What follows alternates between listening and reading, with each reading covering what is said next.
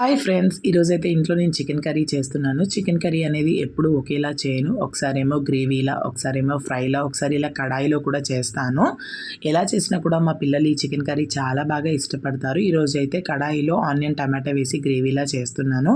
ముందుగా అయితే కడాయిలో ఆయిల్ తీసుకొని పచ్చిమిరపకాయలు, ఆనియన్స్ వేసుకొని మగ్గించుకోవాలి. దాంట్లో పుదీనా, అల్లం వెల్లిపాయ పేస్ట్ కూడా వేసుకొని బాగా మగ్గించుకున్నాక వాష్ చేసుకున్న చికెన్ వేసుకొని దాంట్లో వాటర్ అంతా బాగా బయటకు వచ్చేంత వరకు కుక్ చేసుకొని దాంట్లోనే సన్నగా తరిగిన టమాటో వేసుకొని మగ్గించుకోవాలి.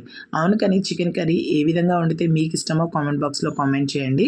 ఇవి పూర్తిగా మగ్గాక పసుపు, కారం, ధనియాల పౌడర్, టేస్ట్కి తగ్గట్టు సాల్ట్ వేసుకొని ఒకసారి బాగా కలుపుకోవాలి. దీంట్లో మనం ఇంకా ఎక్స్ట్రా వాటర్ ఏమీ యాడ్ చేయనవసరం లేదు. మూత పెట్టుకుంటూ మధ్య మధ్యలో కలుపుతూ ఉంటే సరిపోతుంది.